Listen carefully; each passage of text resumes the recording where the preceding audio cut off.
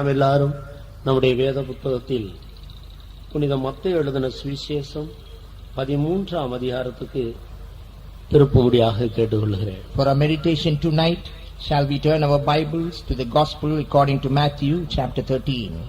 முதல் வசனத்திலிருந்து வாசிப்போம். I request you to read from verse 1.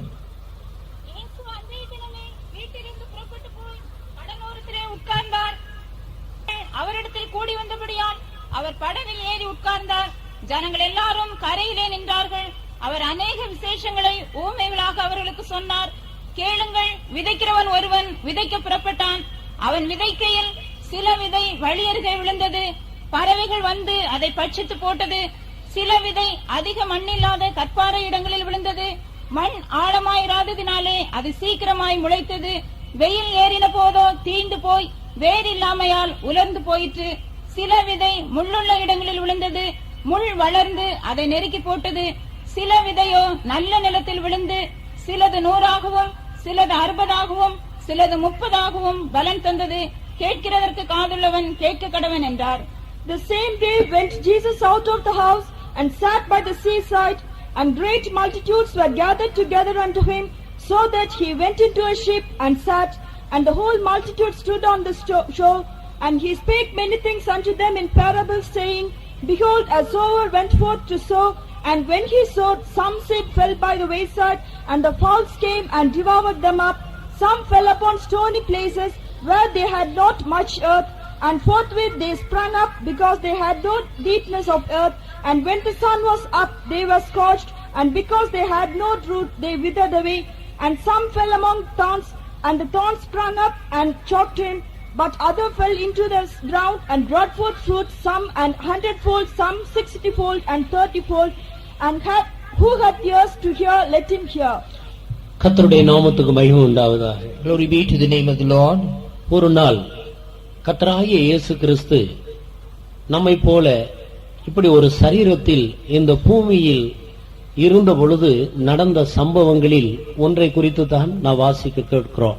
Here, the passage that we just read, this refers to an incident which happened in the lifetime of Jesus, when Jesus was on the earth having a body as we have. ஒரு நாள் மாலையில் ஒரு கடல் ஓரமாக கர்த்தராகிய இயேசு கிறிஸ்து உட்கார்ந்து கொண்டிருந்தார். One evening we read that Jesus sat by the seaside. அப்பொழுது திரளான ஜனங்கள் அவர் இருந்த அந்த இடத்தை நோக்கி விரைந்து வந்து கூடினார்கள். It was then a great multitude gathered in the place where he sat.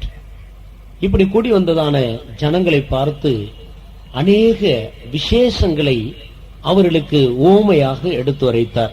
And looking to the people that were gathered together, the Lord Jesus spoke many good excellent things as parables. நாமும் கூட நம்முடைய வாழ்க்கையில் சாதாரணமாக பேசிக்கொள்ளுகிறதான வார்த்தைகள் உண்டு, விசேஷமாக பேசுகிற வார்த்தைகளும் உண்டுதானே. In our life also we have common conversation which we speak very often.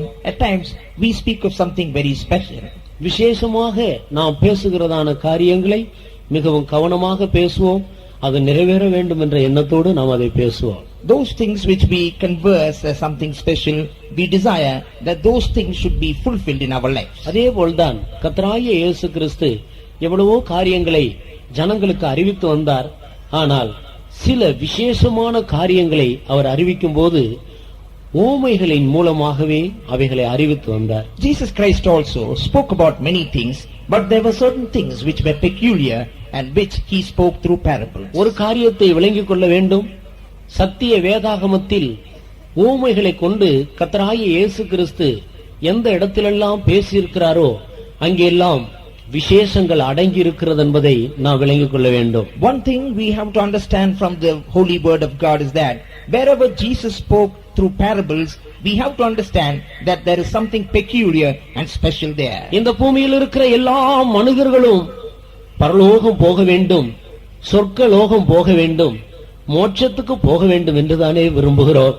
All the people here living on the earth today, do not we all have a desire to go to heaven after death? கிறிஸ்தவர்கள் மாத்திரமல்ல, எல்லா மதத்தை சேர்ந்த எல்லா சகோதர சகோதரிகளும் அப்படித்தானே விரும்பி வருகிறார்கள். Not just the Christians, but then brethren of all religions, do not they desire so? இந்த இந்திய தேசத்தில் குடியிருக்கிறபடியினால் நானும் கூட தேவனுக்கு மிகவும் நன்றியுள்ளவனாக இருக்கிறேன். I am grateful to God because I am a citizen here in India. அதிகபட்ச ஜனங்கள் தேவ பக்தி உள்ளவர்களாகவே ஜீவிக்கிறார்கள். We know that many people here are pious. தேவனை பற்றியும் அவர் வாசமாயிருக்கிற பரலோகத்தை பற்றியும் ஆழ்ந்த நம்பிக்கை உள்ளவர்களாகவே ஜீவிக்கிறார். And people here have a solid faith on God and about heaven. ஆனபடியால் இப்படிப்பட்டதான மனிதர்கள் மத்தியில் ஜீவிப்பதும் கூட தேவனுடைய ஒரு இரக்கங்களில் ஒன்றாக இருக்கிறது. Therefore, one among the mercies of God is that we are dwelling in the midst of this people. ஆனபடியால் நிச்சயமாக பரலோகம் ஒன்று உண்டு. Therefore, definitely there is one place called இந்த heaven. பரலோகத்துக்கு போக வேண்டும் என்றுதான் எல்லாரும் விரும்புகிறார்கள். All of us desire to go to heaven. பரலோகம் போக விரும்புகிறவர்கள் எல்லாரும் கரங்களை உயர்த்துங்கள் என்றால் சிறு பிள்ளைகள் முதல் கொண்டு முதிர்ந்த வயதுள்ளவர்கள் வரைக்கும் சந்தோஷத்தோடு உற்சாகத்தோடு கைகளை உயர்த்துவோம் தானே. If we are given a question saying all those who want to go to heaven, then raise your hands. Then right from the young lads to the old, everyone will lift up the hands. இந்த பரலோகத்தை பற்றியும் இந்த பரலோகத்தில் பிரவேசிப்பதற்கான வழிமுறைகளை பற்றியும் இயேசு கிறிஸ்து எப்பொழுதெல்லாம் ஜனங்களுக்கு அறிவித்தாரோ அதெல்லாம் விசேஷமாகவே இருக்கிறது.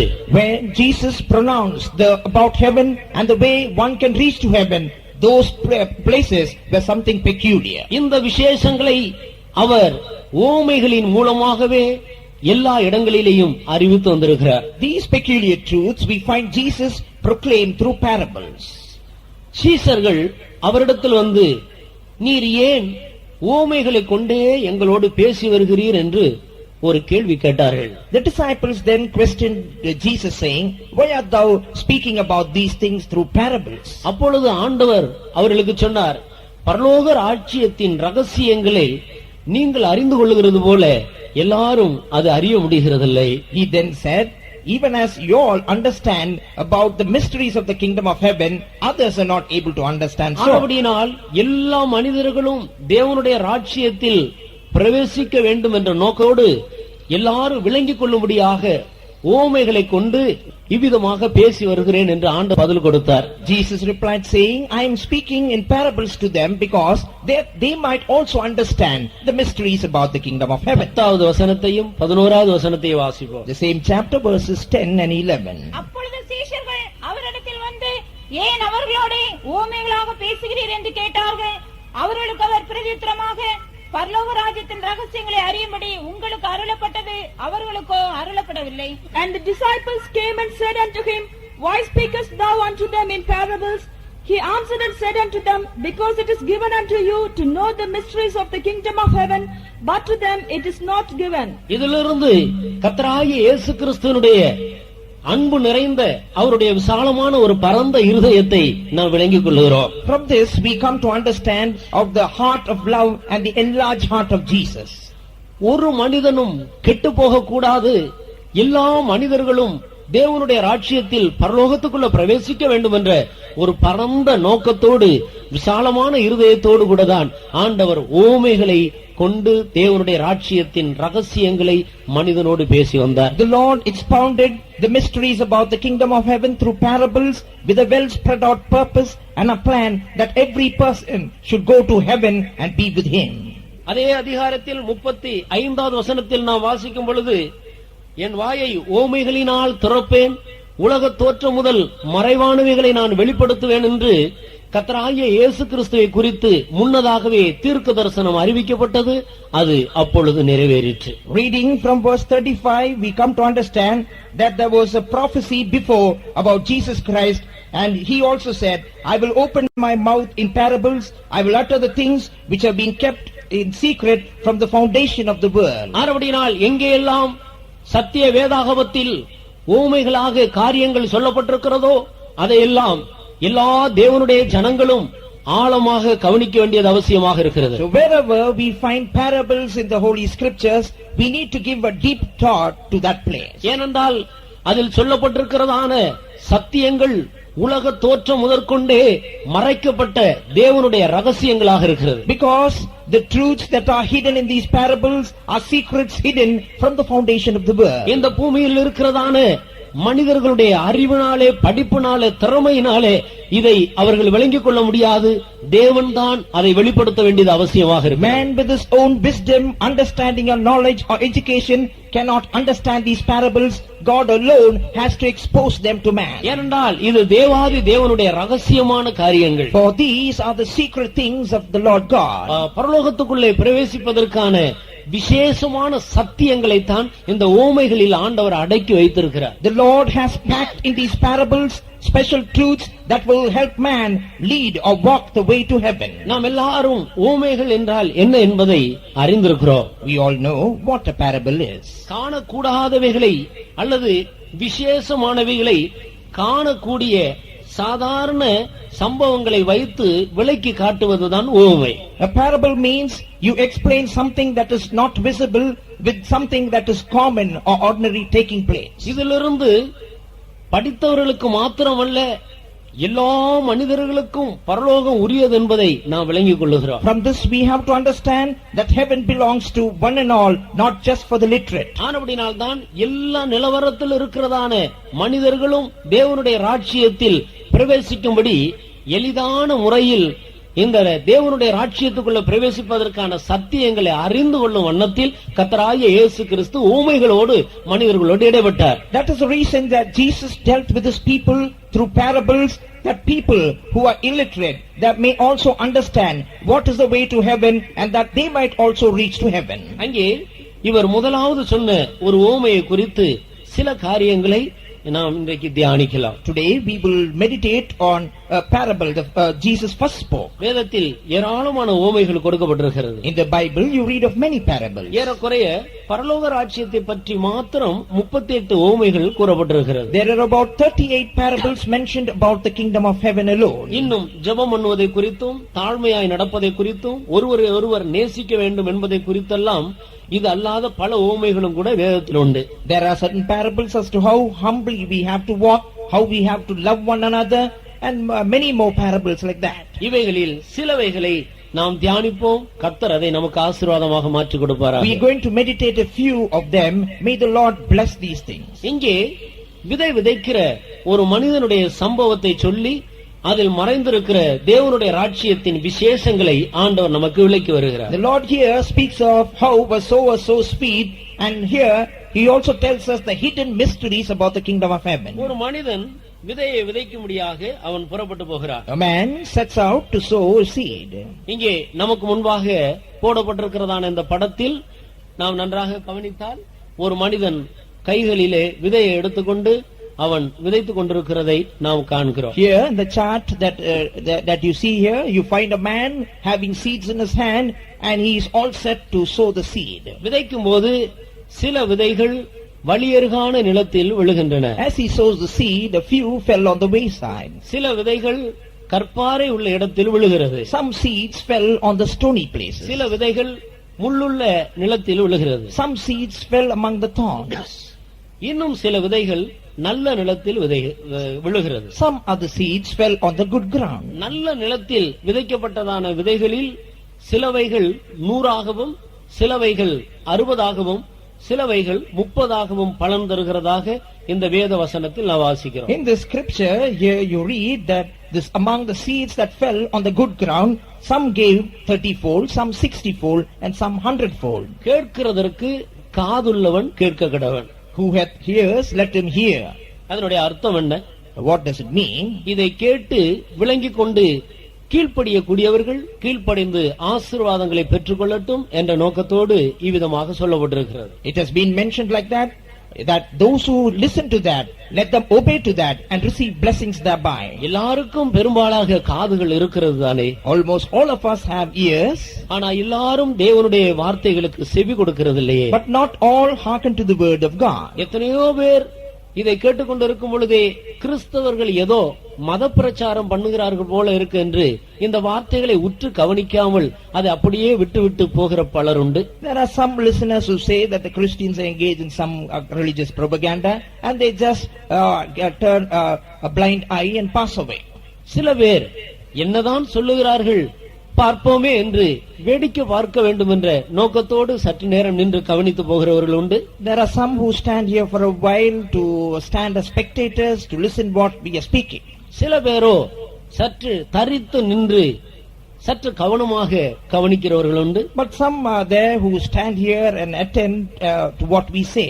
சில பேர் கவனிக்கிறதை தங்களுடைய இருதயத்தில் வைத்து சிந்தித்து பார்க்கிறவர்கள் உண்டு. But there are some who take what they hear with their ears into their heart. சிந்தித்து பார்க்கிறவர்களோ தங்களுடைய ஜீவியத்தில் பெரிய ஆசீர்வாதங்களை பெற்றுக் கொள்கிறார்கள். Those who consider these things and meditate on them receive rich blessings in their life. கேட்கிற இந்த தேவனுடைய வார்த்தைகளை தேவனுடைய வார்த்தைகளாகவே ஏற்றுக்கொண்டு அதற்கு கீழ்ப்படுகிறவர்கள் மெய்யாகவே ஆசீர்வதிக்கப்படுகிறார்கள். But those who listen to these words of God as true words of God and accept them are truly blessed. இப்படி கீழ்ப்படுகிற கூட்டத்தாரை பார்த்துத்தான் கேட்கிறதற்கு காதுள்ளவன் கேட்க கடவன் என்று ஆண்டவர் சொல்லுகிறார். And looking to this group of people, the Lord says, him that hath an ear, let him hear. இப்பொழுது இந்த ஓமையினுடைய கருத்து என்னவாக இருக்கிறது என்று சற்று சிந்திப்போம். Now we will meditate as to what the theme of this parable is. சீஷர்கள் கர்த்தராகிய இயேசு கிறிஸ்துவினிடத்தில் வந்து நீர் சொன்ன அந்த ஓமையினுடைய கருத்தை அதனுடைய பொருளை எங்களுக்கு சொல்ல வேண்டும் என்று ஆண்டவரிடத்திலே கேட்டுக்கொள்கிறார். The disciples came to Jesus and said, you should tell us the meaning, the theme of this parable. அப்பொழுதுதான் அதே 13ஆம் அதிகாரத்தின் பின்பகுதியிலே ஆண்டவர் இந்த ஓமையினுடைய பொருளை விளக்கிக் கொண்டு வருகிறார். It was then that Jesus declared to them the meaning of this parable. கர்த்தருக்கு ஸ்தோத்திரம். Praise the Lord. 18வது வசனத்திலிருந்து நீங்கள் வாசித்தால் அதை நான் விளங்கிக் கொள்கிறோம். In the same chapter, reading from verse 18, you can understand it. இங்கே விதை விதைக்கிறவனுடைய ஓமையை கேளுங்கள் என்று சொல்லி ஆண்டவர் அதனுடைய விளக்கத்தை சொல்லுகிறார். Jesus says, hear ye therefore the parable of the sower. அந்த விதைதான் தேவனுடைய வார்த்தையாக இருக்கிறது. This word of God is the seed is the word of God. ஒரு மனிதன் அந்த விதையை எடுத்துக்கொண்டு அவன் நிலத்திலே விதைக்கிறான். A man takes the seed and sows it in the field. அந்த விதைக்கிற மனிதன் தான் மனுஷகுமாரனாகிய கர்த்தராகிய இயேசு கிறிஸ்துவும் அவருடைய சீஷர்களும் அவரை பின்பற்றுகிற ஜனங்களுமாக இருக்கிறார்கள். The sower is the Lord Jesus Christ, his disciples and them that follow him. வேத வசனத்தை சரியான ஒரு வித்துக்கு ஒப்பிட்டு வேதத்தில் சொல்லப்பட்டிருக்கிறது. The word of God has been compared to a right or a good seed. ஒரு விதை என்றால் அதன் உள்ளே ஜீவன் இருக்கிறது. A seed, we understand, has life within. நாம் விதைக்கும் போது எப்படிப்பட்ட விதைகளை விதைக்கிறோமோ அதற்கு ஏற்ற விதத்தில் தான் ஒரு செடி முளைத்து எழும்புகிறது. According to the quality of the seed that we sow, we have a plant or a sapling springing up. நம்முடைய வார்த்தையும் கூட ஒரு விதைக்கு ஒப்பாகவே காணப்படுகிறது. Our word also is compared to a seed. ஏனென்றால் ஒரு மனிதனை பார்த்து நான் ஒரு வார்த்தையை சொல்லும்போது அந்த மனிதன் அதை எந்த அளவுக்கு விசுவாசித்து ஏற்றுக்கொள்கிறானோ அதற்கு ஏற்ற விதத்தில் இந்த வார்த்தை அவனுக்கு பிரயோஜனப்படுகிறது. Because when we look at a person and share a word, according to the measure the person grasps the word and accepts it, accordingly will be the fruit thereof. உதாரணமாக ஒரு தகப்பனுடைய குமாரன், அப்பா எனக்கு போதுமான துணி இல்லை, என்னுடைய வஸ்திரம் கிழிந்து போய்விட்டது, எனக்கு வஸ்திரம் வேண்டும் என்று கேட்கிறான் என்று வைத்துக் கொள்ளுங்கள். Say for example, a son says, Father, I don't have enough garments, all my clothes are torn, I need fresh ones.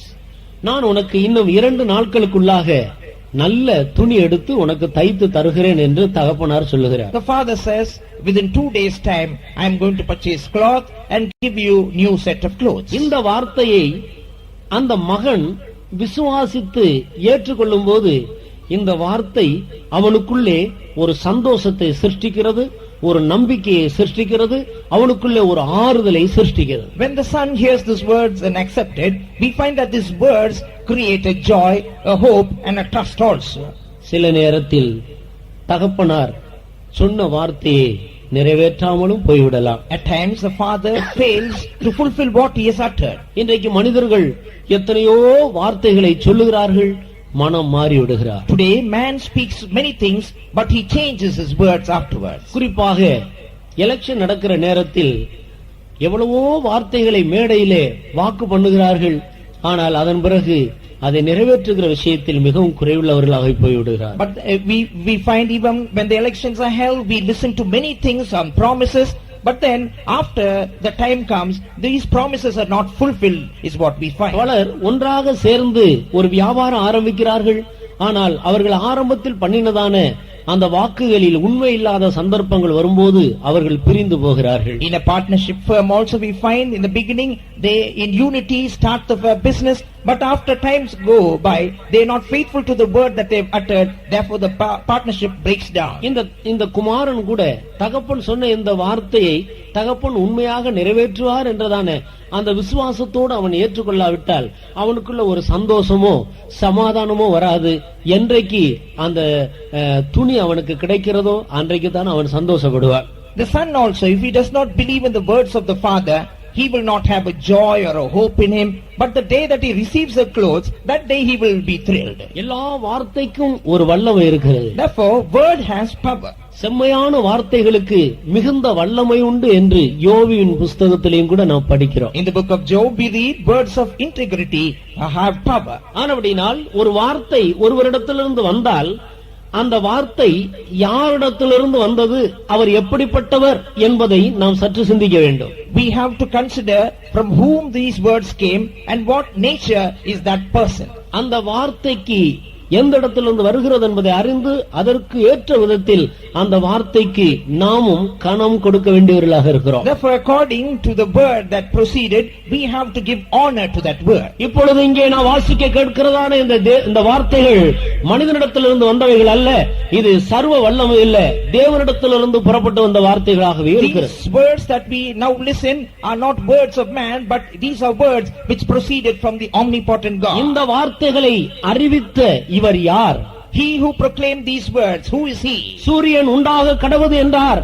அவருடைய வார்த்தையின்படியே சூரியன் உண்டாயிற்று. He said let there be a sun, then according to his word the sun was formed. சமுத்திரம் உண்டாக கடவுது என்றார். சமுத்திரம் உண்டாயிற்று. Let the sea be formed, and it was so. அவருடைய வார்த்தை சிருஷ்டிக்கிற வார்த்தைகளாக இருக்கிறது. So his word was a creative word. அவருடைய வார்த்தை உருவாக்குகிற வல்லமையுள்ள வார்த்தையாக இருக்கிறது. His word was a powerful word which shaped things. அவர் சொல்ல ஆகும், அவர் கட்டளையிட நிற்கும். He commands and it stands fast. அவர் சொன்னார், தாம் சொன்னபடியே அதை அவர் அப்படியே நிறைவேற்றுகிறவராக இருக்கிறார். If he has uttered, he will certainly fulfill what he has said. அருமையானவர்களே, நாம் கேட்டுக்கொண்டிருக்கிறதான இந்த வார்த்தைகள் சர்வ வல்லமை இல்ல, தேவாதி தேவனுடைய வார்த்தைகளாக இருக்கிறது. Beloved, the words that we are now listening are the words of the Almighty God. அவருடைய வார்த்தைகள் ஒன்றும் ஒருபோதும் தரையில் விழுந்து போகிறதில்லை.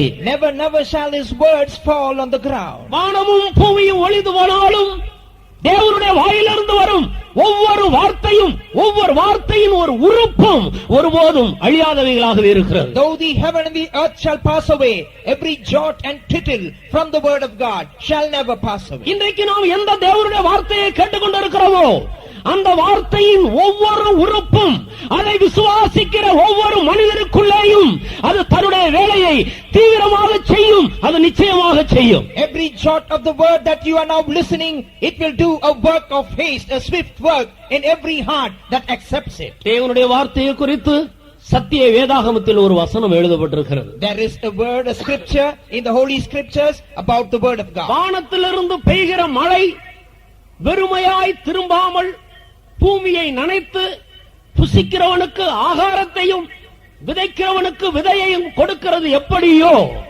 அப்படியே என் வாயிலிருந்து வரும் வார்த்தையும் இருக்கும் என்று சர்வ வல்லமையுள்ள தேவன் அறிவிக்கிறார். The Almighty God says, even as the heaven pours down rain and wets the ground to provide food to man and seed to the sower, so shall my word be.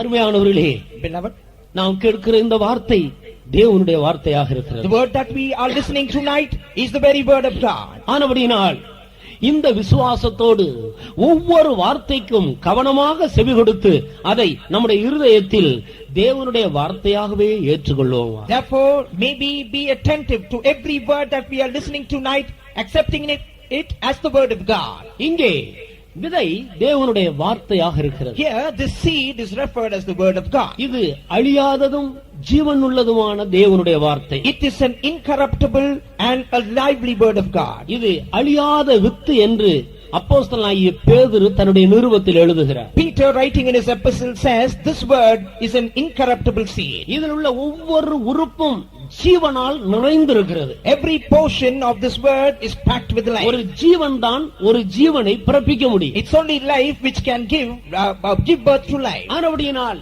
எந்த மனிதன் இந்த சத்திய வேதாகமத்தில் உள்ள தேவனுடைய வார்த்தையை விசுவாசிக்கிறானோ அவன் விசுவாசிக்கிற ஒவ்வொரு வார்த்தையும் அவனுக்குள்ளே ஜீவனை உண்டாக்கி அவனை உயிர்ப்பிக்கிறது. Every man that believes in this word shall certainly obtain life. It will create life in him. இங்கே முதலாவது விதைக்கும் போது சில விதைகள் வழியருகான நிலத்தில் போய் விழுகிறது. Here we read when the sowers they start sowing the seed, some fell on the wayside. சில விதைகள் கற்பாறை நிலத்தில் விழுகின்றன.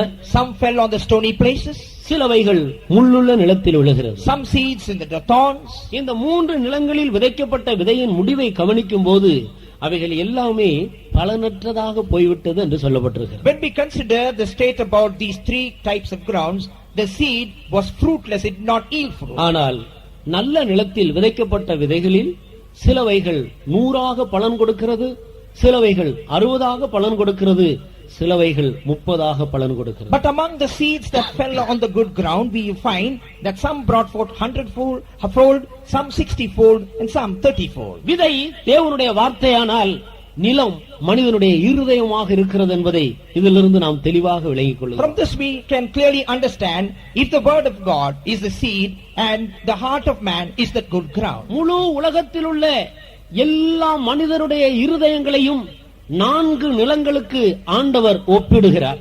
The Lord compares the state of the heart of man into these 4 grounds. 4வது நிலத்தில் 3 பகுதியாக அதை பிரித்து பேசுகிறார். The 4th ground is separated and subdivided as 3 parts. இந்த இடத்தில் 4வது நிலம் நல்ல நிலம் என்று அழைக்கப்படுகிறது. Here the 4th ground is called the good ground. அதிலே 100, 60, 30 என்று 3 பகுதியாக பிரிக்கிறார். There he separates this according to the yield 100, 60, 30. இவைகள் மூன்றும் ஒரு மனிதன் தேவனுடைய வார்த்தையை ஏற்றுக்கொண்டு தன்னுடைய இருதயத்தில் அதற்கு கீழ்ப்படுகிறதற்கு ஒப்பு கொடுக்கிற 3 வித்தியாசமான அனுபவங்களை காட்டுகிறது. Here this speaks of the 3 different experiences as to how a man accepts the word of God and yields himself to that word that he has heard. உதாரணமாக ஒரு வகுப்பில் படிக்கிற மாணவர்களை எடுத்துக்கொள்ளுங்கள். Say for example, students in the same class. ஆசிரியர் எல்லா மாணவர்களுக்கும் ஒரே விதமாகத்தான் கற்றுக் கொடுக்கிறார். The teacher teaches all the students alike. மாணவர்கள் எல்லாரும் ஒரே விதமாகத்தான் கேட்கிறார்கள். The students also listen and are attentive in the same way. ஆனால் தேர்வு முடியும் போது அவர்களுக்கு அந்த ரிசல்ட் வருகிறதான சமயத்தில் பல வித்தியாசமான விதங்களில் ரிசல்ட் வருகிறது. But when the results come, we find the results vary from every student. சில மாணவர்கள் தோல்வி அடைகிறார்கள். Some students fail. சிலர் 100 மதிப்பெண்கள் பெறுகிறார்கள். Some receive 100%. சிலர் 60 என்ற அளவில் பெறுகிறார்கள். Some score 60%. சிலர் 30 என்ற அளவில் பெறுகிறார்கள். Some score 30%. 30 மார்க்குக்கு மேல் எடுக்கிறவர்கள் பாஸ், வெற்றி பெற்றவர்கள். Those who have scored about 30 have passed. 30க்கு கீழே எடுக்கிறவர்கள் தோல்வி அடைந்தவர்கள். Below 30 you fail. அவர்கள் அடுத்த வகுப்பிற்கு முன்னேற முடியாது. You cannot be promoted to the next class. அவர்கள் தோல்வி அடைந்து அதே வகுப்பில் இருப்பார்கள். Because they fail, they will remain in the same class. இதே போல்தான் இங்கே சொல்லப்பட்டிருக்கிறதான வேத வசனமும் கூட காணப்படுகிறது. The same holds good for the word of God that you find here. இன்றைக்கு முழு உலகத்திலும் தேவனுடைய வார்த்தை நற்செய்தி அறிவிக்கப்பட்டுக் கொண்டு வருகிறது. Throughout the world, the gospel of God has been proclaimed. சில பேருடைய இருதயம் அந்த தோல்வி அடைந்தவர்களுடைய நிலவரத்தை போல வலியருகான நிலமாகவும் கற்பாறை நிலமாகவும் முள்ளுகளுள்ள நிலமாகவும் காணப்படுகிறது. The hearts of some like the failed heart, that is the heart, the wayside, the thorny bush or the stony ground. அவர்கள் இந்த உலகத்தில் தங்களுடைய ஓட்டத்தை முடிக்கும் போது பரலோகம் என்ற ஒரு இடத்துக்கு அவர்கள் உயர்வடைவதில்லை. After they finish their course here on earth, they will not be promoted to this place called heaven. பரலோகத்தில் பிரவேசிக்க தகுதியற்றவர்களாக போய்விடுகிறார்கள். Because they are disqualified from reaching to heaven. ஆனால் சில பேர் பரலோகத்துக்குள்ளே பிரவேசிக்க தகுதி பெற்றுக் கொள்கிறார். But some receive worthiness to reach to heaven. அதிலேயும் 3 விதமான வித்தியாசமான தகுதியை இங்கே நாம் பார்க்கிறோம். There also we find 3 kinds of qualifications. சில பேர் 100 தகுதி பெறுகிறார்கள். Some receive worthiness 100%. அவர்கள் இன்றைக்கு கொடுக்கப்படுகிற தேவனுடைய வார்த்தைகளுக்கும் சட்ட திட்டங்களுக்கும் 100% முன்பின் யோசிக்காமல் கீழ்ப்படிந்து பின்பற்றுகிறவர்கள். Without thinking a bit or little about that, they yield 100% to the word of God shared to you tonight. நான் ஜெயங்கொண்டு என் பிதாவினுடைய சிங்காசனத்தில் அவரோடு கூட உட்கார்ந்திருக்கிறது போல என்னுடைய வார்த்தைக்கு 100% கீழ்ப்படிந்து ஜெயம் பெற்றவர்கள் என்னோடு கூட என்னுடைய சிங்காசனத்தில் உட்காருவார்கள் என்று ஆண்டவரே இவர்களை குறித்து வாக்கு பண்ணுகிறார். The Lord concerning this group of people promises saying, even as I am seated along with my Father on my Father's throne, after overcoming, so also those who believe and accept 100%, they will be on my throne as overcomers. இவர்கள் தேவன் வாசமா இருக்கிற அந்த புதிய எருசலேமுக்குள் பிரவேசிக்கிறவர்கள், இவர்தான் 100% பலன் கொடுக்கிறவர்கள். Or in other words, these who have yielded 100% are those who enter to New Jerusalem. சிலர் அந்த அளவுக்கு ஒப்பு கொடுக்காமல் ஏதோ தங்களால் முடிந்த வரையிலும் அவர்கள் ஓரளவுக்கு 60 என்ற அளவில் ஒப்பு கொடுத்து தேவனுடைய வார்த்தைக்கு கீழ்ப்படுகிறார். But there are some other group or the next group which yield 60-fold who have given only a portion of their heart to that yielded word. அவர்கள் புதிய வானம் என்ற ஒரு இடத்தில் உயர்வடைந்து கடந்து போகிறார். So they will go to a place called New Heaven. மூன்றாவதாக இன்னும் சிலர் உண்டு, அவர்கள் 30 என்ற அளவில் பலன் பெறுகிறார்கள். There are some others who only score 30%. அவர்கள் புதிய பூமி என்ற ஒரு இடத்தில் நித்தியத்தில் பிரவேசிக்கிறார்கள். They will be promoted in eternity to a place called New Earth. இந்த மூன்று இடத்தில் ஜீவிக்கிறவர்களும் இந்த பூமியிலிருந்து இந்த உலகத்திலிருந்து எல்லா தீமையை நின்று வரப்போகிறதான நரக தண்டனையிலிருந்து தப்பி வைக்கப்பட்டு பரலோகத்துக்குள்ள பிரவேசித்தவர். So these three groups of people escape hellfire and the condemnation of the world, and they enter eternity. இவர்கள் வெற்றி பெற்றவர்கள். Or in other words, they are the victors. கர்த்தருக்கு ஸ்தோத்திரம். Praise the Lord. ஆனால் மற்றவர்களோ தோல்வி அடைந்தவர்களாக இருக்கிறார். But then the other group has failed. இப்பொழுது இந்த வேத வசனத்தின் வெளிச்சத்திலே நாம் எந்த வகை நிலத்தை சேர்ந்தவர்களாக இருக்கிறோம் என்பதை நாம் தெளிவாக விளங்கிக் கொள்ளலாம். Now in the light of this particular passage of scripture, we should understand in which ground are we placed. ஆனபடியினால்தான் ஓமைகளை கொண்டு ஆண்டவர் மனிதனோடு பேசி வருகிறார். That is the reason the Lord spoke to the people with parables. இங்கே முதலாவது சில விதைகள் வழியருகான நிலத்தில் விழுகிறது. Here we read that some seeds fell on the wayside. அந்த நிலத்தில் விதைக்கப்பட்டதான விதையை பறவைகள் வந்து பொறுக்கிக் கொண்டு போயிற்று. ஆனபடியினால் அது பலனற்றதாக போய்விட்டது என்று அதனுடைய முடிவை குறித்து இங்கே படிக்கிறோம். As we read here, the end of the seeds was that the fowls came and devoured them, and therefore they were fruitless. 18-19 வசனத்தை வாசியுங்கள். Read verses 18 and 19. ஆகையால் விதைக்கிறவனை பற்றிய ஊமையை கேளுங்கள். ஒருவன் ராஜ்யத்தின் வசனத்தை கேட்டும் உணராதிருக்கும் போது பொல்லாங்கன் வந்து அவன் இருதயத்தில் விதைக்கப்பட்டதை பறித்துக் கொள்ளுகிறான். அவனே வழி அருகே விதைக்கப்பட்டவன். Hear ye therefore the parable of the sower. When anyone heareth the word of the kingdom, and understandeth it not, then cometh the wicked one, and catcheth away that which was sown in his heart. This is he which received seed by the wayside. கர்த்தருடைய பரிசுத்த நாமத்துக்கு மகிமை உண்டாவதா. Praise be to the holy name of the Lord. இங்கே முதலாவது ஒரு மனிதன் விதையை எடுத்துக்கொண்டு அவன் விதைக்கிறான். சில விதைகள் வழியருகான நிலத்தில் விழுகிறதாக நாம் இந்த படத்தில் காண்கிறோம். In this picture you find a sower sowing the seed. Some seeds fall by the wayside.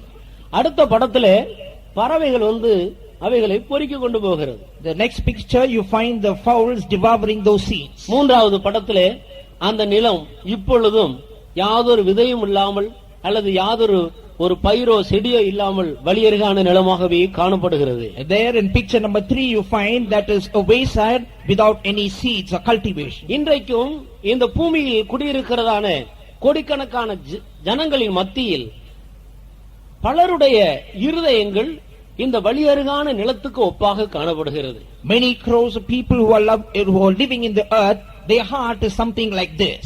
எவ்வளவு தேவனுடைய வார்த்தைகளை கேட்டாலும், எவ்வளவு தூரம் புத்திமதிகளையும் ஆலோசனைகளை கேட்டாலும் அவர்களுடைய ஜீவியத்தில் யாதொரு மாற்றத்தை அவர்கள் காணாமல் வறண்ட இந்த உறுதியான நிலத்தை போலவே சிலருடைய ஜீவியம் இருதயம் காணப்படுகிறது. Though they hear a lot of the word of God, their heart is seen like this wayside, having not accepted that word. இந்த சென்னை பட்டணத்திலேயும் கூட எத்தனையோ வருட காலமாக இந்த தேவனுடைய நற்செய்தி பல இடங்களிலே அறிவிக்கப்பட்டு கொண்டே வருகிறது. Here in the city of Madras also, the gospel has been proclaimed in different corners of the city. அநேகர் கேட்கிறார்கள், ஆனால் ஜீவியத்தில் எந்த மாற்றத்தையும் காண்கிறதில்லை. Many listen to the gospel, but then there is no transformation of their life. இதற்கு காரணம் என்ன? Why? What is the reason? அவர்களுடைய இருதயமாகிய நிலம் வலியருகான நிலமாக காணப்படுகிறது. Their heart is like a heart or a wayside. இது எப்படி வலியருகான நிலமாக காணப்பட்டது? How is it found that it is a wayside? ஒரு வயல்லே வழி உண்டாகிறது என்றால் எப்படி வழி உண்டாகிறது? If there is a wayside in a field, how is it made? முதலாவது அந்த நிலத்துக்கு வேலி கிடையாது. For the first place, it has no fence. இரண்டாவது பலர் அதன் வழியாக மனிதர்களும் மிருகங்களுமாக நடந்து போகிறார்கள். Secondly, men and animals tread that path. ஆனபடியினால் அந்த நிலம் ஒரு வலியருகான நிலமாக கடின தன்மை உள்ளதாக காணப்படுகிறது. Therefore, that ground has a hard surface. It is a wayside. ஒரு மனிதன் தன்னுடைய இருதயத்தை பக்குவப்படுத்தாத பட்சத்தில் எவ்வளவு புத்திமதிகளை சொன்னாலும், எவ்வளவு தேவனுடைய வார்த்தைகளை அந்த மனிதனுடைய இருதயத்திலே விதைத்தாலும் பறவைகள் பொறுக்கி கொண்டு போகிறது, அவனுக்குள்ளே யாதொரு மாற்றமும் இல்லாமல் போய்விடுகிறது. When a man does not prepare his heart, we find though the seed is sown, that seed does not bear fruit because the fowls come and devour the seed. இந்த பறவைகள் எதை காட்டுகிறது? What do the fowls refer to? இவைகள் தான் பொல்லாங்கனாகிய பிசாசை காட்டுகிறது. These birds refer to the wicked one, the devil. இன்றைக்கு மனிதனுடைய இருதயத்தில் விதைக்கப்படுகிற நல்ல தேவனுடைய வார்த்தையை பொல்லாங்கனாகிய இந்த பறவையாகிய பிசாசு அதை உடனே பொறுக்கி கொண்டு போய் விடுகிறார். Even today, the good seed, the word of God sown in the heart of man, is taken away by the devil instantly. மனிதன் தீமையான காரியத்தை தனக்குள்ள வைத்துக் கொள்ளுகிறான். எத்தனை வருடங்கள் ஆனாலும் அது அவனுடைய ஞாபகத்தில் இருக்கிறது. ஆனால் நல்ல தேவனுடைய வார்த்தைகளை கேட்ட உடனே மறந்து போய் விடுகிறார். We find man is able to keep and harbor in his heart wicked things for a long time, but the good word of God that he listens, he forgets very soon. எத்தனையோ சந்தர்ப்பங்களில் தேவனுடைய வார்த்தையை ஞாயிற்றுக்கிழமைகளிலேயும் மற்ற கூட்டங்களிலேயும் போய் நாம் கேட்கிறோம். வீட்டுக்கு வந்து இன்றைக்கு என்ன பிரசங்கம் என்றால் தலையை சொரிகிறோம். When we also in our lives, we attend Sunday worship and other meetings, listen to good messages. When we come back home, we have to scratch our heads to recollect that message. சிலருக்கு சொல்ல முடிகிறதில்லை. Some are not able to repeat or recite that. மறந்து போய்விடுகிறது. They forget. அதே நேரத்தில் ஆலயத்துக்கு போன நேரத்தில் யாராயிலும் ஒருவர் ஒரு மோசமான வார்த்தையை சொல்லி நம்மை திட்டி இருந்தால் எத்தனை வருடம் பொறுத்து கேட்டாலும் எந்த டைம்ல எந்த போர்ஸ்ல என்னென்ன வார்த்தைகளை சொன்னார் என்பதை தெளிவாக சொல்லுவோம். But on the other hand, when you attend church, if someone speaks evil of you, you are able to repeat that or say when that person said and how that person said after many years. ஏனென்றால் பொல்லாங்கனாகிய இந்த பறவை பிசாசு அப்படிப்பட்ட வார்த்தைகளை நம்முடைய மனதிலிருந்து பொறுக்கி கொண்டு போகிறது இல்ல, ஆனால் நல்ல வார்த்தைகளை எல்லாம் பொறுக்கி கொண்டு போகிறார். The reason is these words are not taken away by the evil one, the devil, but the good seed or the good word he soon takes away. கர்த்தருக்கு ஸ்தோத்திரம். Praise the Lord. இந்த வலியருகான நிலத்தை போல இருக்கிறதான மனிதன் தன்னுடைய ஜீவியத்தில் முன்னேற வேண்டுமானால் முதலாவது அவனுக்கு ஒரு வேலி அவசியமாக இருக்கிறது. Man whose heart is like a wayside, if he has to progress, he needs a good seed. அந்த நிலத்தை சுற்றிலும் முதலாவது வேலி போட வேண்டும். He needs a fence. You should fence it. அப்பொழுது நாம் விளங்கிக் கொள்கிறோம் இது யாரோ ஒருவருக்கு சொந்தமான நிலமாகி விடுகிறது. When it is fenced, we understand that the land belongs to one particular person. இதிலே இவ்வளவு நாட்கள் நாம் உள்ளே நடந்தது போல இனி நடந்தோமானால் இந்த நிலத்துக்குரியவர்கள் நம்மை விசாரிப்பார்கள். As we have walked before, if we walk now, the owners of the land will question us. ஆனபடியினால் இனி மனிதர்கள் அதிலே நடமாட முடியாமல் தடுக்கப்படுகிறது. Therefore, after the fence, people cannot cross it. அதன் பிறகு அந்த நிலமானது உழுது பண்படுத்தப்பட வேண்டியது அவசியமாக. After which the land has to be dressed or plowed. அதன் பிறகுதான் அதிலே விதையை விதைக்கும் போது அந்த விதை அந்த நிலத்திலே நல்ல பலனை கொண்டு வருகிறது. It's then the seed is sown and the land brings forth good fruit. ஆனபடியினால் இந்த வலியருகான நிலத்தை போல இருக்கிற ஒரு மனிதனுடைய இருதயத்தில் அவன் நல்ல பலனுள்ள மனிதனாய் தேவனுக்கு ஏற்றவனாய் அல்லது பரலோகத்துக்குள்ள பிரவேசிப்பதற்கு தகுதியுள்ளவனாக மாற வேண்டுமானால் அருமையானவர்களே நமக்கு ஒரு வேலி தேவை.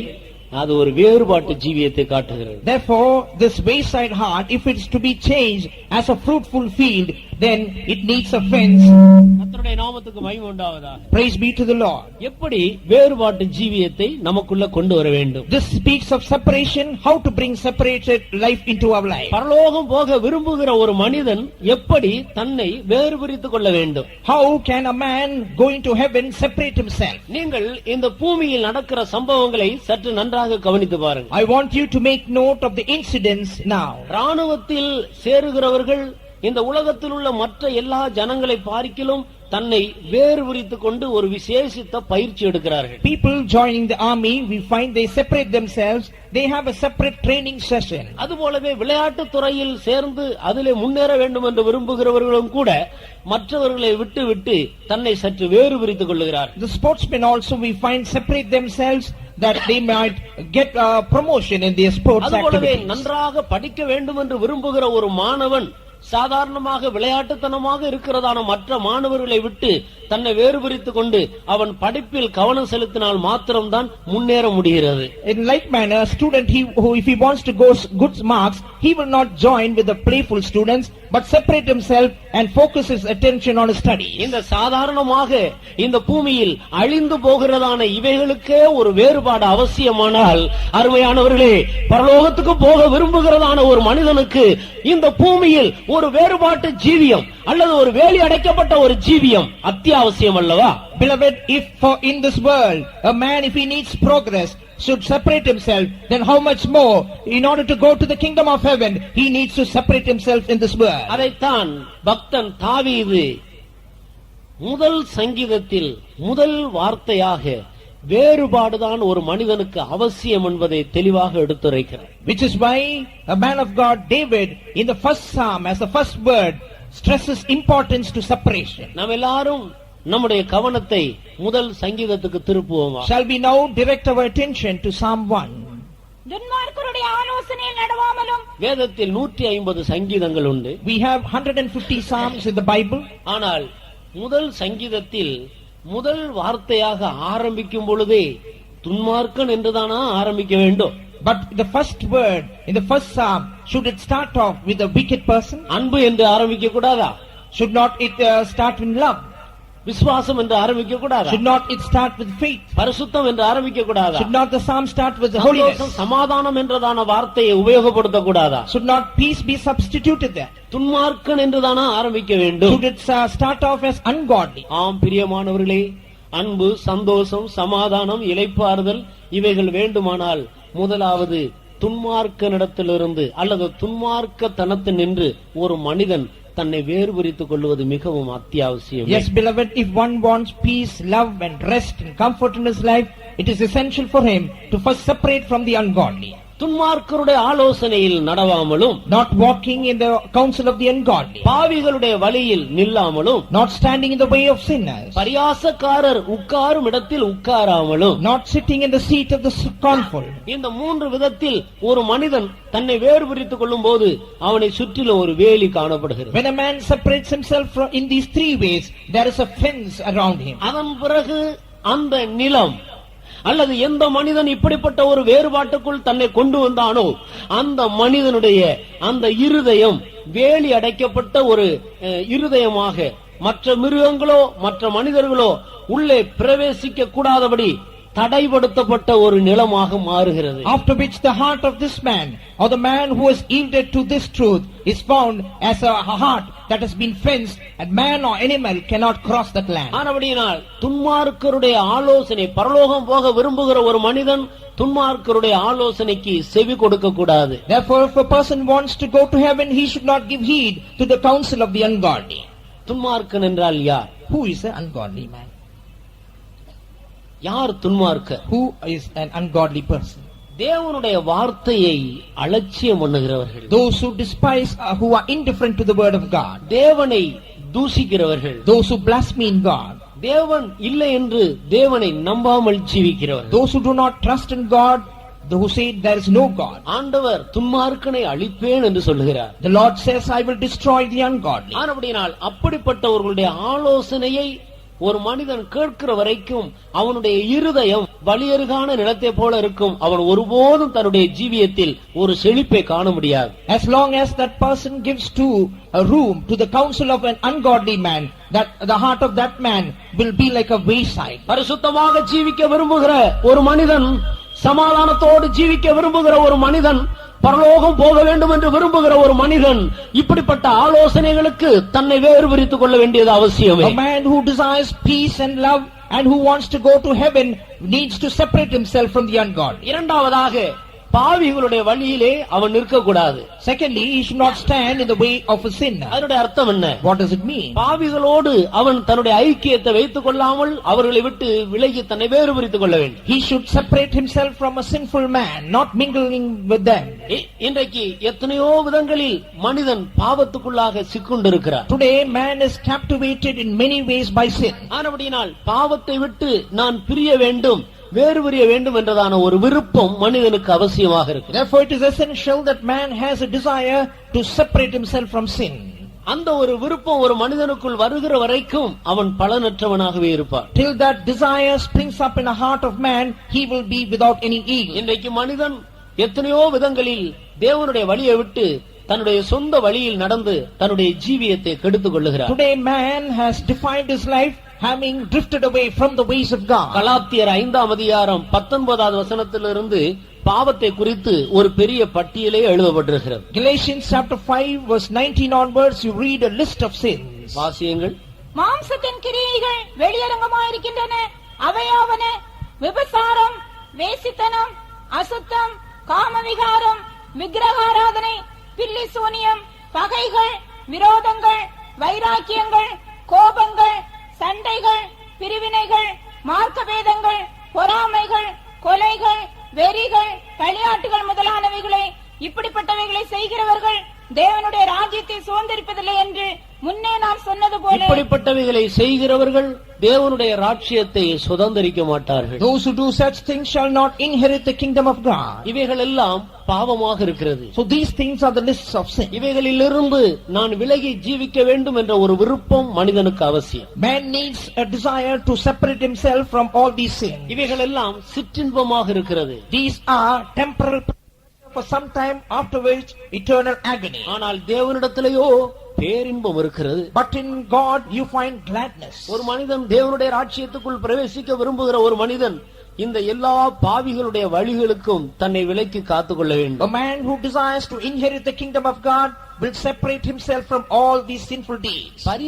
மூன்றாவதாக பரியாசக்காரர் உட்காரும் இடத்தில் உட்காராமல் இருக்க வேண்டும். Thirdly, we read he should not be seated along with the scornful people. பலவிதமான பரியாசக்காரர்கள் இந்த பூமியிலே காண்கிறோம். We find many scoffers. இன்றைக்கு தேவன் கர்த்தராகிய இயேசு கிறிஸ்து வருகிறார் என்று சொல்லுகிறதும் சிலருக்கு பரியாசமாக காணப்படுகிறது. Today when we say that Jesus is coming soon, people they mock at that. இது கடைசி காலத்தில் எழும்புகிற பரியாசக்காரர்கள் கூட்டத்தை இது காட்டுகிறது. This speaks of scoffers who will arise during the end times. காலாகாலங்களாக இந்த பூமியிலே பரியாசக்காரர்கள் உண்டு. Right from the beginning there were people mocking like this. ஆனால் சத்திய வேதாகமத்தில் கடைசி நாட்களில் எழும்புகிற பரியாசக்காரர்கள் தான் அவர் வருவார் என்று சொல்லுகிறதான வாக்குத்தத்தம் எங்கே? இயேசு கிறிஸ்து வருவார் என்று சொல்லிக் கொண்டிருக்கிறார்களே, எங்கே வந்திருக்கிறார் என்றெல்லாம் பரியாசம் பண்ணுகிறவர்களாக காணப்படுகிறார். But then the people who mock at the coming of the Lord saying, where is the promise that Jesus is coming soon? You find scoffers like this in the end time. இவர்களை விட்டும் ஒரு மனிதன் தன்னை வேறு பிரித்துக் கொள்ள வேண்டும். A man should separate himself from these people too. இப்படி ஒரு மனிதன் வேறு பிரியும் போது அவனை சுற்றிலும் அவன் ஒரு வேலி போட்டுக் கொள்ளுகிறான். Thus when a man separates himself, he has a fence around him. இப்படி ஒரு பிரிந்து ஜீவிக்க வேண்டும் என்றதான ஒரு விருப்பம் ஒரு மனிதனுக்குள்ள அவசியம் தேவையாக இருக்கு. Therefore this life of separation, this desire should always be resting in him. கர்த்தராகிய இயேசு கிறிஸ்துவும் இந்த பூமியில் இருந்தபோது எல்லா வியாதியஸ்தரையும் அவர் சுகமாக்கவில்லை. When Jesus was here on the earth, he did not heal every sick person. சுகம் பெற வேண்டும் என்று விரும்பி அவரிடத்தில் வந்தவர்களை அவர் சுகமாக்கினார். But those who had a desire to be healed and those who approached him by healed. இயேசு கிறிஸ்து இந்த பூமியில் இருந்தபோது எல்லா பாவிகளும் மனம் திரும்பவில்லை. When Jesus was here on the earth, not all sinners repented. அவரை குறித்து கேள்விப்பட்டு அவரை விசுவாசித்து அவரிடத்தில் போனவர்கள்தான் அவர்கள் மனம் திரும்பி பாவத்திலிருந்து விடுதலை பெற்றார்கள். Those who heard of him and those who went in search of him and those who met him, only they repented and were saved. பாவத்தில் ஜீவிக்கிற ஒரு மனிதன் தன்னைத்தானே விடுவித்துக் கொள்ள முடியாது. A man living in sin cannot save himself. ஏனென்றால் அவன் ஒரு அடிமையாக இருக்கிறான். The reason is he indeed is a slave. இன்றைக்கு மத்திய சிறைச்சாலையில் இருக்கிறவர்கள் தன்னைத்தானே எப்படி விடுவித்துக் கொள்ள முடியும்? Today also people in the central prison, how can they release themselves? அவர்களை யாராயிலும் ஒருவர் வந்து விடுவித்து வெளியே கொண்டு வந்தால் ஒழிய அவர்கள் தங்களை தாங்களே விடுவித்துக் கொள்ள முடியாது. Unless someone comes and bails them out, they cannot seek for release. அவர்கள் விடுவித்துக் கொள்ள பிரயாசப்பட்ட முயற்சி எடுத்தார்களானால் அது தெரிய வரும்போது இன்னும் கடுமையான தண்டனைக்கு உள்ளாகி விடுகிறார். If they somehow make attempts for a jailbreak, they will get a worse condemnation. கர்த்தருக்கு ஸ்தோத்திரம். Praise the Lord. ஆனபடியால் அப்படி யாராயிலும் விடுதலையாகி வெளியே போய்விட்டால் காவல்துறையில் இருக்கிறவர்களுக்கு மிகவும் கஷ்டம் உண்டாகி விடுகிறது. If someone attempts a jailbreak and runs away, the police are put to problem. இதே போலதான் பாவத்தில் ஜீவிக்கிற ஒரு மனிதனும் சிறைப்படுத்தப்பட்டிருக்கிறார். In like manner, a man living in sin is also under bondage. அவன் அடிமையாக இருக்கிறார். He is a slave. அவன் ஒருபோதும் தன்னைத்தானே விடுவித்துக் கொள்ள முடியாது. Never can he set himself free. ஆனபடியால் தான் இருக்கிற சிறையிருப்பின் நிலவரத்தை உணர்ந்து தன்னுடைய அடிமையின் நிலவரத்தை அவன் உணர்ந்து இதிலிருந்து விடுதலை வேண்டும் என்று அவன் விரும்ப வேண்டியது அவனுடைய பகுதியாக இருக்கிறது. Realizing that he is a captive, understanding about his captivity, he should seek for deliverance or release. வேதத்தில் மகதலேனா மரியாள் என்றதான ஒரு பாவியாகிய ஸ்திரியை குறித்து படிக்கிறோம். The Bible tells us about a sinful woman by name Mary Magdalene. அவள் ஒரு பாவி என்று தேசமே அறிந்திருக்கிறது. ஏனென்றால் அவள் அவ்வளவு மோசமான ஒரு ஸ்திரீ. The land knew that she was a sinner. She was the worst of the woman there. ஆனால் இந்த ஸ்திரீ இயேசுவை குறித்து கேள்விப்பட்டு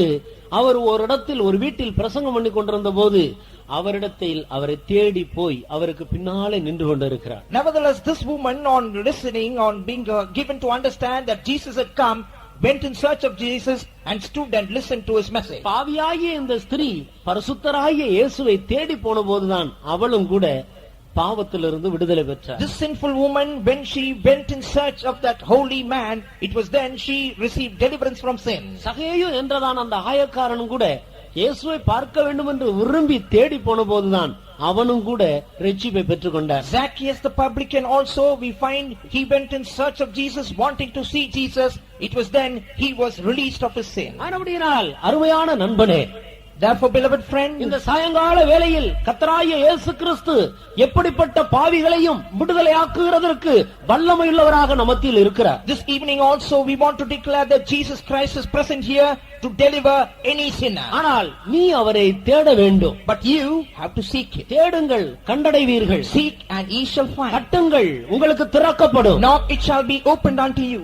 ஆனபடியால் நாம் தான் அவரை தேட வேண்டியவர்களாக இருக்கிறோம். Therefore it is we who have to seek him. எந்த ஒரு மனிதன் நான் பாவி, என்னால் என்னை விடுவித்துக் கொள்ள முடியவில்லை, ஆண்டவரே என்னை விடுவியும் என்று கேட்கிறானோ அவனைத்தான் ஆண்டவர் விடுவிக்க முன்னுக்கு வருகிறார். Every man who cries out saying, Lord, I am a sinner, I want to be liberated, delivered, it was this man that Jesus will deliver. அதே போலதான் நான் வியாதியஸ்தனாய் இருக்கிறேன், என்னை சொஸ்தமாக்கும் என்று யார் தேடி வருகிறார்களோ அவர்களைத்தான் அவர் சொஸ்தமாக்குகிறார். Any person who comes in search of Jesus saying, Lord, I am a sick person, it is this man that Jesus will heal. நான் பிசாசின் பிடியில் இருக்கிறேன், எனக்கு விடுதலை வேண்டும் என்று யார் தேடி வருகிறார்களோ அவர்களைத்தான் ஆண்டவர் விடுவிக்கிறார்.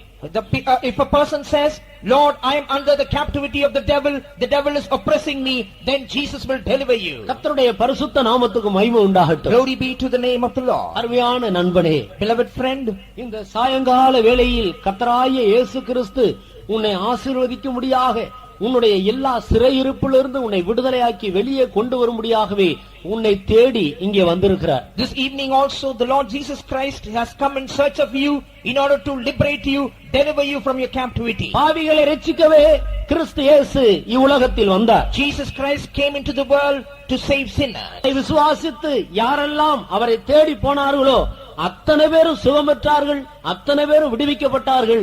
ஒருவரையும் அவர் புறம்பே தள்ளவில்லை. Believing on this word, every person who came to him, who sought after him, was liberated from sin, healed from his sickness. கர்த்தருக்கு சித்தமானால் இந்த ஓமையின் மீதி பகுதியை நாளைய தினத்தில் நான் உங்களுக்கு விளக்குவேன். இப்பொழுது கேட்ட இந்த வசனத்தின்படி நம்முடைய கண்களை மூடி கர்த்தருடைய கரத்தில் நம்மை ஒப்பு கொடுப்போம்.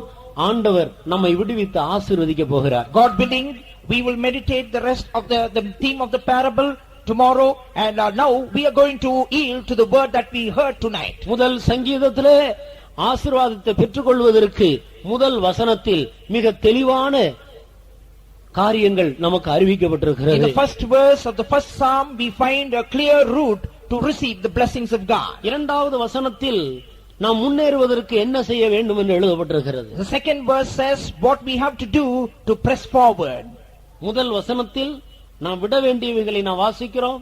இரண்டாவது வசனத்தில் நாம் பிடிக்க வேண்டியதை வாசிக்கிறோம். மூன்றாவது வசனத்தில் நாம் ஆசீர்வாதங்களை எப்படி பெற்றுக்கொள்கிறோம் என்று In the அறிவிக்கப்பட்டிருக்கிறது. first verse we read as to how we should be separate from certain things. In the second verse we read as to what we have to cling or cleave unto, and the third verse the blessings that we shall receive. இது பொய்யான வார்த்தை அல்ல. These are no lying words. இந்த வார்த்தையின்படியே ஆண்டவரை தேடி அவரை பிடித்துக் கொண்ட லட்சக்கணக்கான ஜனங்கள் இன்றைக்கும் ஆசீர்வாதத்தோடு ஜீவிக்கிறார்கள். அதில் நாங்களும் ஒருவராக இருக்கிறோம். அதற்கு நாங்கள் சாட்சிகளாக இருக்கிறோம். According to the word of God, those who have held fast to this word have received blessings. They are lakhs and lakhs of people like நாங்கள் that. பெற்றுக்கொண்ட சொந்த அனுபவத்தை தான் உங்களுக்கு அறிவித்துக் கொண்டிருக்கிறோம். That which we have tasted in our own experience we share with you. இன்றைக்கும் இயேசு கிறிஸ்து பாவிகளை ரட்சிக்கிறவராகவே நம்மத்தில் இருக்கிறார். Even tonight Jesus is present here as one who saves the sinner. தயவு செய்து நாம் எல்லாரும் நம்முடைய கண்களை மூடுவோம். Shall we please close our eyes? வானத்தையும் பூமியையும் நம்மையும் உண்டாக்கின சர்வ வல்லவருக்கு முன்பாக நம்முடைய முழங்கால்களை முடக்குவோமாக. May we bend our knees before the Creator God who created the heaven and the earth and us.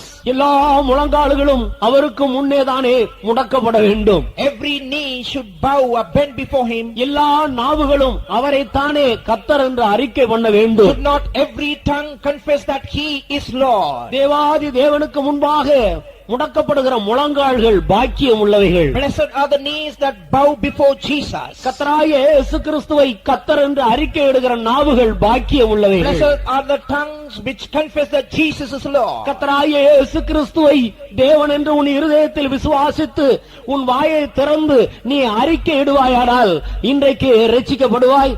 If you open your mouth and confess that Jesus is Lord, this day you shall be saved. வலியருகான நிலத்தை போல கடினமாய் காணப்படுகிறதான உன்னுடைய இருதயத்தின் கடின தன்மையை மாற்றி அது பண்படுத்தப்பட்ட ஒரு நிலமாக பலனுள்ள ஒரு நிலமாக மாற்றும்படியாகவே இயேசு உன்னோடு பேசிக் கொண்டிருக்கிறார். Jesus is speaking to you tonight that your hard ground, your heart which is something like the wayside, must be changed into a good ground. அருமையான நண்பனே, இதற்கு முன்பாக எத்தனையோ சந்தர்ப்பங்களில் இந்த இயேசுவை குறித்து நீ கேள்விப்பட்டு ஒருவேளை அந்த சந்தர்ப்பங்களை எல்லாம் நீ அள்ள தட்டி இருக்கலாம். Beloved friend, you must have heard about Jesus previously, but then you have turned a deaf ear to those messages.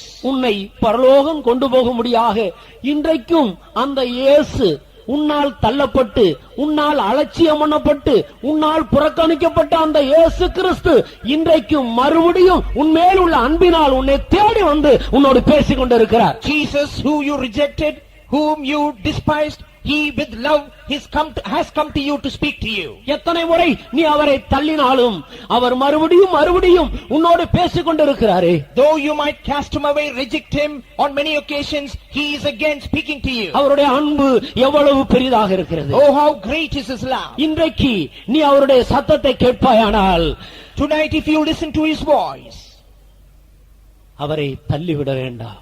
do not turn away. ஒரு சந்தர்ப்பத்தை அவருக்கு கொடுத்து பார். Give him one opportunity. கண்களை மூடின வண்ணமாக உனக்காக சிலுவையில் மரித்து அந்த இயேசுவுக்கு நேராக உன் கண்களை ஏறெடுப்பாயாக. With your eyes closed, may you lift up your eyes towards Jesus on the cross. வலியருகான நிலத்தை போல கடின தன்மையால் நிறைந்திருக்கிற உன்னுடைய இருதயத்தின் தன்மையை மாற்றி உன்னை ஆசீர்வதிக்கும்படியாகவே அவர் சிலுவையில் தொங்கிக் கொண்டிருக்கிறார். He is now hanging on the cross in order to change the state of your heart, which is like a wayside, a hard ground. இனி துன்மார்க்கருடைய ஆலோசனையை கேட்க மாட்டேன் என்று அவரை பார்த்து ஒரு வார்த்தை சொல்லுவாயாக. Looking to him, may you confess, saying, Lord, I will never listen to the counsel of the ungodly. இனி துன்மார்க்கருடைய ஆலோசனையை நான் கேட்க மாட்டேன். No more of giving ear to the counsel of the ungodly. அவர்களுடைய ஆலோசனையின்படி நடந்து இன்றைக்கு கொடிய வியாதியில் சிக்குண்டிருக்கிறேன். Because of their counsel, now I am held up in a chronic sickness. என்னுடைய பணத்தையும் பொருளையும் நான் இழந்து போனேன். I have lost my money and substance. பாவிகளோடு நான் ஐக்கியம் வைத்து இன்றைக்கு மகா கடுமையான ஒரு இடத்துக்கு நான் வந்திருக்கிறேன். Having company or fellowship with the sinners, I am in a terrible condition. குடும்பத்தில் சமாதானம் இல்லை, No peace in my family, சந்தோஷம் இல்லை,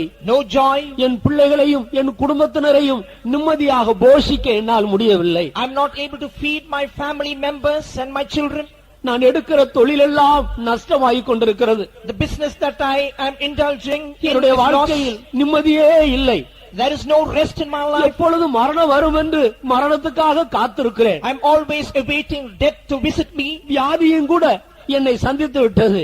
The sickness also has visited me. சரீரத்திலேயும் ஆரோக்கியம் இல்லை. No health in my N body. வியாதியின் நிமித்தம் என் மனைவி என் பிள்ளைகளும் கூட என்னை வெறுக்கிறார்கள். Because of my sickness, my wife and children hate me. என் வியாதியினாலே என் புருஷன் என்னை தள்ளி விட்டான். My husband has rejected me because of என்னுடைய my sickness. உறவினர்கள் என்னை ஏற்றுக்கொள்ள மறுக்கிறார்கள். My relations, they reject me. மருத்துவமனையிலும் எனக்கு சிகிச்சை அளிக்க அவர்களும் மறுக்கிறார்கள். They also, the doctors have given up hope. நல்ல சிகிச்சை பெறும்படி என்னிடத்தில் பண வசதி இல்லை. I don't have money to take medicine. அருமையான சகோதரனே சகோதரியே, Beloved brother and sister, இவ்விதமான ஒரு இடத்துக்கு நீ தள்ளப்பட்டு வந்திருக்கிறாயா? are you cast to this corner? மரணம் எப்பொழுது வரும் என்று மரணத்தை தேடிக் கொண்டிருக்கிறாயா? Are you looking towards death? இல்லாவிட்டால் தற்கொலை செய்து கொள்ளலாம் என்று யோசித்துக் கொண்டிருக்கிறாயா? Or have you decided for suicide? சமுத்திரம் பக்கத்தில் தானே இருக்கிறது, இந்த சமுத்திரத்தில் போய் விழுந்து செத்து போகலாம் என்று முயற்சி எடுத்திருக்கிறாயோ? Have you made an effort to or fling yourself into the sea and die? இல்லை. உன்னை உண்மையாக நேசிக்கிற ஒரு தேவன் இன்றைக்கு உன்னை தேடி வந்து உன்னோடு பேசிக் கொண்டிருக்கிறார். But a God who truly loves you has come in search of you. He is speaking to நீ you. மரிப்பதில்லை, You will not die. நீ அழிவதில்லை, You will not perish. நீ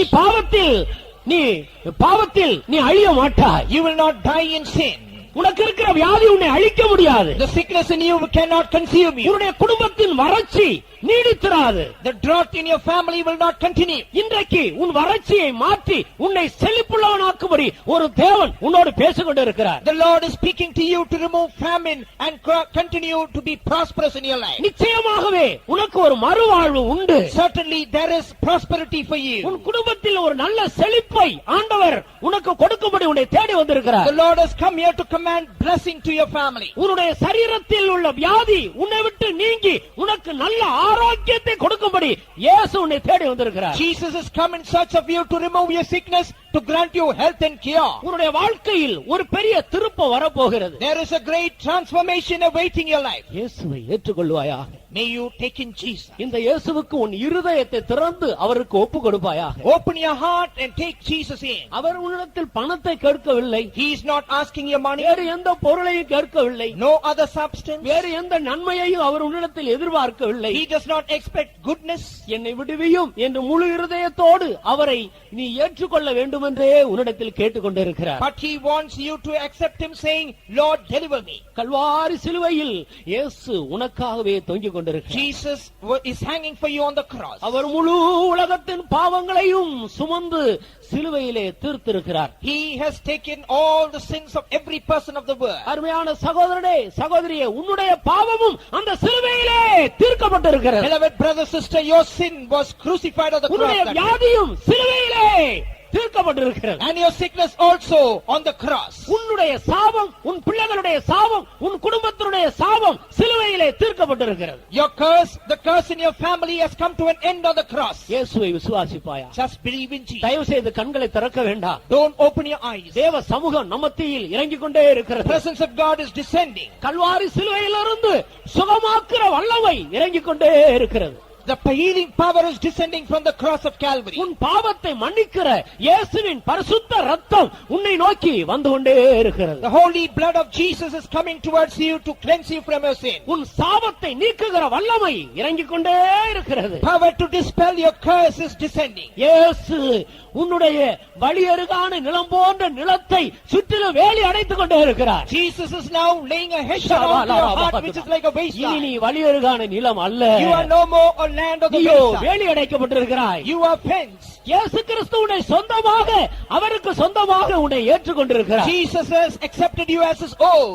இனி உன்னுடைய வாழ்க்கையில் தோல்வி இல்லை. No more defeat in your life. இது சத்தியமான வார்த்தை. This is truth. இன்று முதல் உன்னுடைய தோல்விகள் ஜெயமாக மாறுகிறது. All your defeat is changed as victory from today. உன்னுடைய வியாதியை நீக்கி உன்னை ஆரோக்கியத்தால் நிரப்புகிறார். He is filling you with health, removing sickness. சூரிய வெளிச்சம் ஒரு மனிதன் மேல் படும்போது அதனுடைய உஷ்ணத்தை நாம் உணர்கிறோம் தானே. We are able to feel the pinch of the heat when the sun shines. மழை பெய்யும் போது நாம் மழையில் நனைகிறதை உணர்கிறோம் தானே. When the rain pours down, we get wet and அதே heat. போலவே இயேசுவை விசுவாசிக்கிற அநேகருடைய உள்ளங்கள் அவருடைய சமூகத்தை அவருடைய பிரசன்னத்தை உணர்ந்து கொண்டே In இருக்கிறது. like manner, many hearts that believe in him are feeling his presence. உன் வாயை திறந்து இயேசுவே நான் பாவி என்னை மன்னியும் என்று ஒரே ஒரு வார்த்தை சொல்லிக்கொண்டே இரு. One word from your mouth, Jesus, I am a sinner, pardon me. நீ எப்பேற்பட்ட பாவியாயிருந்தாலும் உன் பாவம் ஒரு இமை பொழுதிலே உன்னை விட்டு நீக்கப்படுகிறது. Whatever be the nature of your sin, in one moment your sin will be dispelled. நான் பாவி என்று மாத்திரம் ஒத்துக்கொள்வாயா? Just say, Lord, I am a sinner. நான் பாவி என் பேரில் கிருபையாயிரும். Lord, have mercy on me, I am a sinner. இயேசுவே உம்முடைய இரத்தத்தால் என் பாவங்களை மன்னியும். Wash my sins through your blood. என் இருதயத்தை கழுவும். Wash my heart. என்னை சுத்தமாக்கும். Make me pure. உம்முடைய தழும்புகளால் என் வியாதியை சொஸ்தமாக்கும். Heal my sickness with thy stripes. என் சாபத்தை நீக்கிவிடும். Remove curse from me. இன்று முதல் நான் உம்மை பின்பற்றுவேன். I will follow thee. இந்த வார்த்தையை சொல்லிக்கொண்டே இருங்கள். Keep confessing these நாங்கள் words. பாட்டு பாட போகிறோம். We are going to sing. ஆண்டவருடைய பெரிய சமூகம் அவருடைய பெரிய வல்லமை இந்த இடத்தில் இறங்கும். The great and the power and the presence of God will descend here. இப்பொழுதும் இறங்கிக் கொண்டே இருக்கிறது. Even now it is descending. இங்கே மாத்திரம் அல்ல, Not only here. எந்த இடத்திலிருந்து யாரெல்லாம் இந்த வார்த்தையை விசுவாசிக்கிறார்களோ அங்கெல்லாம் இந்த ஆண்டவருடைய வல்லமை புறப்பட்டு போய் அவர்களை விடுதலை ஆக்கும். Wherever a person is, if he believes this word, the power of God will descend. இதா இல பகதுட பௌஷிடகதுட